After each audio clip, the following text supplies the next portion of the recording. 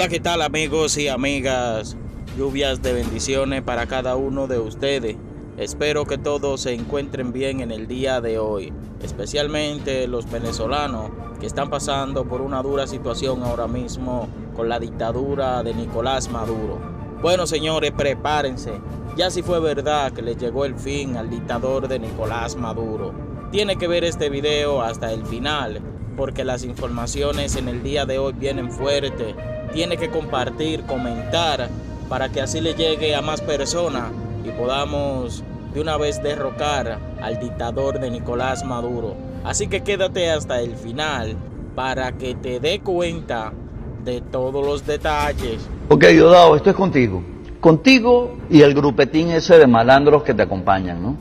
Granco, Hernández Dala, todos esos bichitos. Yo sé exactamente lo que están haciendo. Te puedo hablar de una de las últimas reuniones que ustedes estuvieron, donde tú diste unas instrucciones, y te voy a hablar del punto número 10. El punto número 10 hablaba que eventualmente si era tomada la capital, ustedes tenían que tener un plan para salir y entrar para, bueno, retomar la Caracas. Eso no va a suceder, Diosdado. Te lo digo a ti y a todos los demás de tu grupo. Y no va a suceder porque estamos en un punto donde muchísimos efectivos militares y policiales no están dispuestos a seguir con ustedes. Por eso es que yo tengo toda esta información. Y por eso es que nosotros vamos a ganar. Tenemos meses trabajando la inteligencia. Y créeme que les he llegado muy, pero muy cerca. Nosotros tenemos un compromiso que es el 10 de enero del año 2025. Y es ese día en que nosotros vamos a poder cantar victoria. Ustedes van a perder, te lo aseguro. Este mensaje es para los funcionarios activos y los integrantes de la Fuerza Armada Bolivariana. A todos ellos que de forma directa no les puedo llegar porque sencillamente pues sería inseguro. Un tema de compartimentación de la información. Lo que les puedo decir es que hemos avanzado en forma positiva. Tengo que repetir lo que he dicho en varias oportunidades. Hay un plan, hay una estrategia y una palabra que ustedes entienden perfectamente: disciplina. Nuestro compromiso, que es el mismo compromiso que tienen cada uno de ustedes con el juramento que hicieron ante la patria, empieza el 10 de enero del año 2025. En estos momentos estamos haciendo todo lo necesario para garantizar que ese día todos estemos del lado correcto de la institución, del lado correcto de la ley, pero sobre todo del lado correcto de la sociedad. Todos ustedes no son actores, son víctimas, la mayoría. Es un grupo muy pequeño involucrado en temas de violaciones de los derechos humanos. Y sabemos que ustedes inclusive son víctimas de eso. Es por ello que en el momento que sea necesario darán un paso adelante y serán parte de la reconstrucción de la nueva Venezuela. Se los aseguro, eso va a suceder. Y metiendo preso a cuanta persona pues levanta la cabeza y dice quiero libertad. ¿Cuál será la salida? Y quiero comenzar con el más joven de este grupo, que es Manuel Alejandro de la Cruz. ¿Cuál será la salida a esto? ¿Dónde veremos la luz al final del túnel? Hola, muy buenas, Alejandro. Muchas gracias por tu invitación. Te comento, yo creo que la luz al final del túnel está en el alma, en el espíritu de todo venezolano que considere que esta lucha vale la pena. Y vale la pena porque es por la libertad, porque son principios, porque son cosas que van más allá de nuestra propia existencia y sobre todo porque considera que el enemigo, el chavismo, es una corriente criminal, es un narcoestado y que debe ser tratado como tal. Así que estaremos más cerca de la salida, de la reconquista de Venezuela, de nuestra libertad, en la medida que tratemos esto no como un tema electoral, sino como un tema policial, militar y de crimen, porque esta gente es criminal y hay que tratarlo como tal. José Ramón Sala, no se está tratando así, es decir, estamos desenfocados en lo que puede ser la salida a esta crisis que ya lleva 25 años en Venezuela. Mira, siempre las personas cuando hay una democracia piensan que el voto es la mejor manera y es correcto en un régimen, mejor dicho, en un sistema democrático. Pero es que se ha demostrado que en Venezuela no hay desde hace muchos años un sistema democrático como tal y por lo tanto resulta un poco ingenuo creer y pretender que a través de los votos van a sacar un gobierno que es dictatorial. Entonces, ¿qué ha pasado? Ya lo vimos, ya se logró, se había logrado anteriormente con otras elecciones, ahora se logró no solo la victoria, sino que se logró demostrar, se puso en 3-2, la estrategia fue fenomenal para demostrar que el régimen no tenía la verdad en sus manos, pero al final ¿de qué ha servido? No ha servido de nada. Entonces, si no hay una presión más allá de lo democrático, las dictaduras no salen por voto. Se resumen en 2 palabras. Una dictadura no sale por voto. Y el que no quiera entender eso, pasarán años y seguiremos viviendo las mismas situaciones que hasta el momento hemos vivido. No se sale con votos, pero la estrategia hasta el final de la líder María Corina Machado y Edmundo González, ya hemos visto en semanas, en días pasados, lo que ha ocurrido. El régimen atornillado no quiere entregar. Una comunidad internacional señalando, Manuel, que debería mostrar las actas. Si las muestra, ya el mundo entero sabe que el ganador, o entiende, fue Edmundo González. Pero ¿qué va a pasar, según tu observación? Lo primero es que a estas alturas del partido las actas son irrelevantes. Está clarísimo que aquellos venezolanos que quieren la libertad de su país son mayoría. Lo que podemos rescatar al fin y al cabo de este simulacro electoral, porque en Venezuela no se elige, en Venezuela simplemente se deposita votos en un sistema completamente fraudulento, es que no existe la polarización. Realmente existe una gran mayoría de venezolanos que está sometida por las armas, por la fuerza y por la mentira, por parte de la tiranía. ¿Qué es el siguiente paso? Sencillo. En vista que la tiranía venezolana es ilegítima a como dé lugar, se necesita el reconocimiento de una autoridad verdadera, de una autoridad que puede emanar precisamente de Edmundo González Urrutia como presidente electo. Y esa legitimidad debe permitirnos a los venezolanos a organizarnos desde el exilio, de modo que logremos esa libertad. ¿Cómo? Bueno, pues yo le pido desde aquí a Edmundo González que haga lo que no hizo Juan Guaidó, designar un Estado Mayor, designar a responsables y autoridades encargados de hacer los contactos pertinentes para la liberación de Venezuela. Si no, estamos perdiendo el tiempo, y el tiempo es lo más importante, el recurso más grande que tenemos ahora en día los venezolanos. Ahora, ¿qué le pedirías tú a María Corina Machado y Edmundo González como militar en situación de retiro, José Ramón? Bueno, yo quisiera pensar de que ellos tienen ya planificado en su estrategia hasta el final un plan no solo A, sino B, C y D. Indudablemente el primer plan lo ejecutaron de manera magistral, podemos decirlo, pero ya vimos que, repito, la dictadura no va a salir simplemente porque los militares le enseñaron el acta y se van, ¿ok? Ya vimos que incluso yo llegué a pensar que esa noche los resultados se iba a parar Padrino López como jefe, ¿verdad?, de la mayor autoridad militar en Venezuela, con el alto mando a su alrededor, iba a decir, señores, reconocemos acá, sencillamente las elecciones son estas, y se iban a colocar del lado correcto la historia, pero no lo hicieron, y si ya no lo hicieron, no lo van a hacer tampoco. Entonces yo quisiera pensar que nuestros líderes o los que están llevando la batuta en esta lucha política tengan también otros planes que conlleven, bien sea a través de presión internacional, utilizando el reconocimiento, como dice Manuel, de los diferentes gobiernos que reconozcan a este presidente que los venezolanos eligieron, ¿verdad? Y fíjate que no puedo decir elegimos, porque es que los que estamos en Estados Unidos ni siquiera tenemos el derecho a votar en una elección de Venezuela porque simplemente así lo decidieron ellos.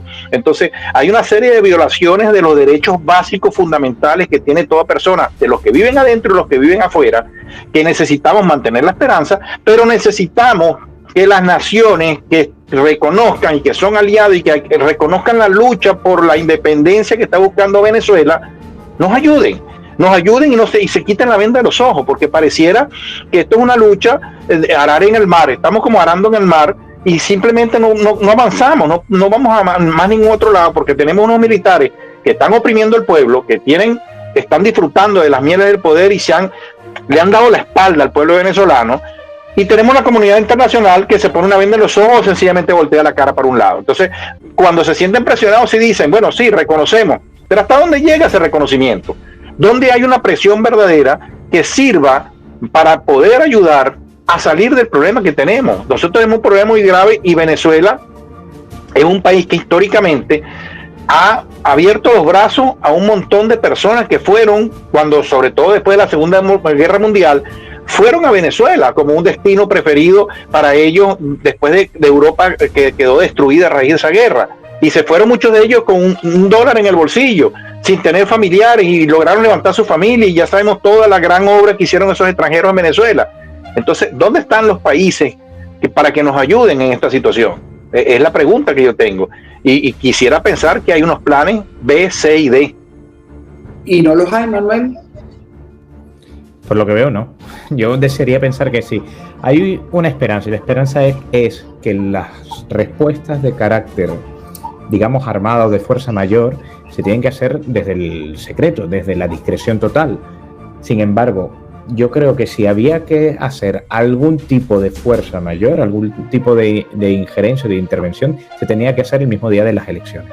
Se tenía que hacer una vez el chavismo no estaba reconociendo. El hecho de que nos digan ahora que el juramento va a ser para el 10 de enero, para mí me suena, bueno, ya no sabemos qué hacer, vamos a planear algo a futuro. Y encima, conociendo un poco ese espíritu del venezolano, que en diciembre creo que se va a paralizar por completo.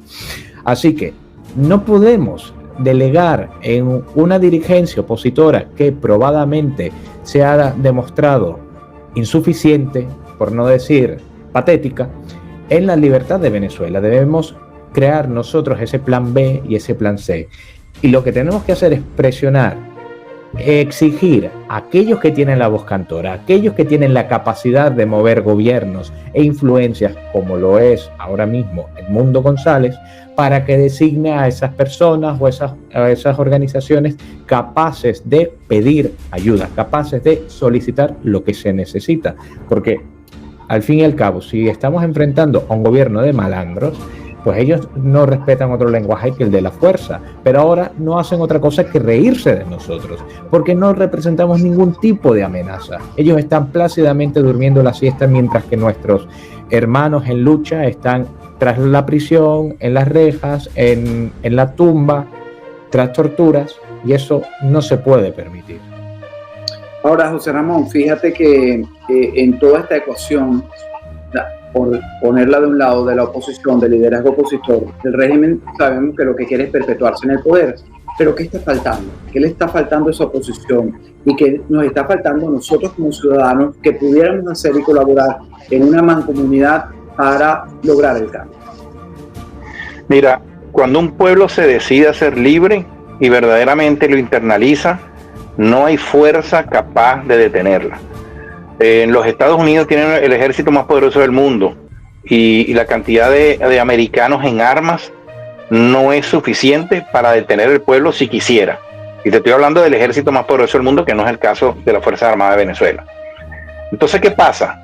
El pueblo tiene que internalizar que están viviendo en una situación donde sus derechos todos los días son violentados, donde ya abiertamente a las cosas hay que llamarlas como es una dictadura. Venezuela es una dictadura.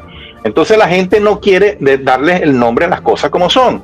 Entonces, la dictadura no sale por voto.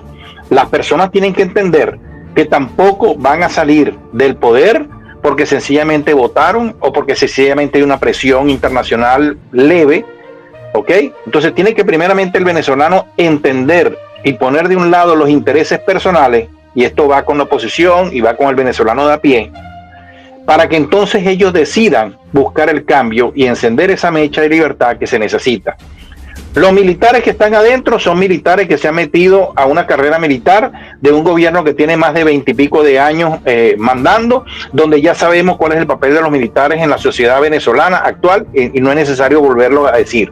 Entonces, ahí más allá de la vocación, hay tratar de buscar un privilegio, un estatus en la sociedad, y quizás esperar el tiempo que le llegue, cuando me llegue, para entonces yo agarrar.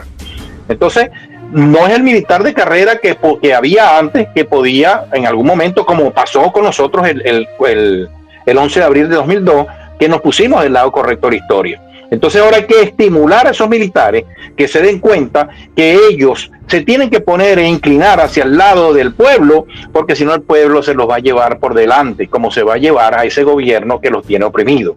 Pero tienen que poner un lado intereses personales, tienen que poner un lado miedo.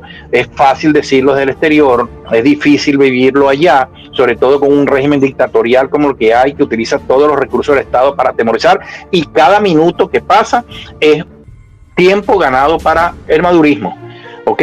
Porque entonces, así como hubo esa furia el primer día, eso tenía que haberse aprovechado, explotar ese éxito, hablando en términos militares, y haber aprovechado esa situación que hubiera sido sin retorno.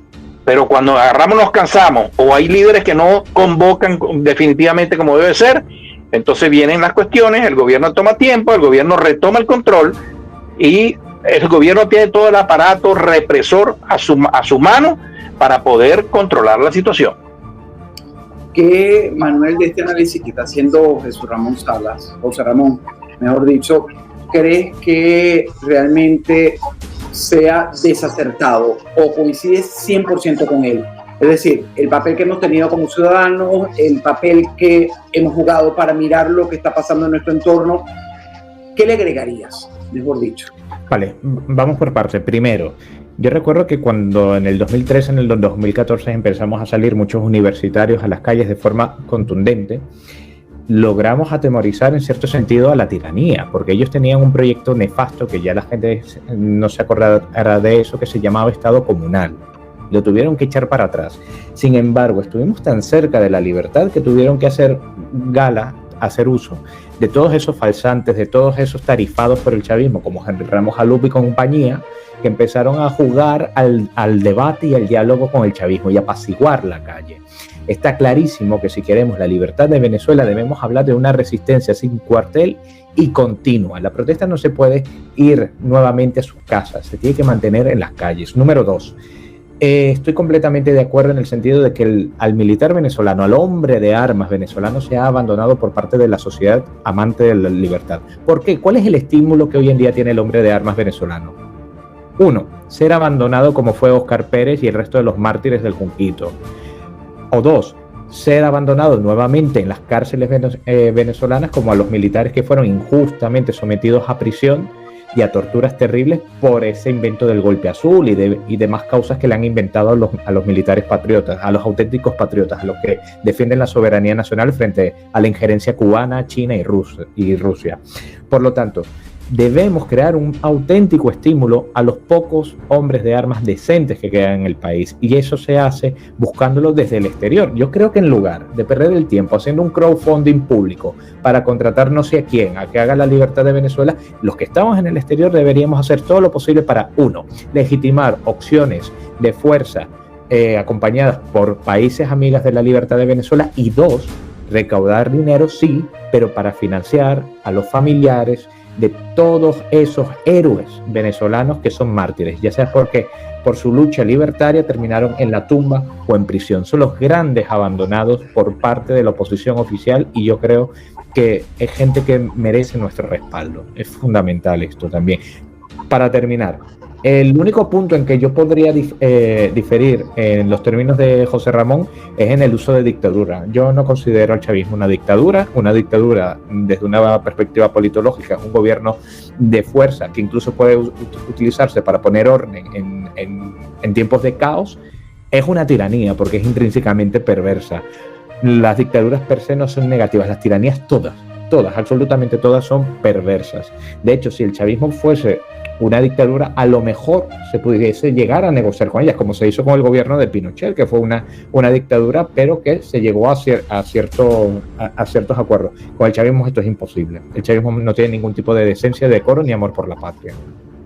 Y en este panorama, José Ramón, fíjate que vienen tiempos más difíciles, ¿no?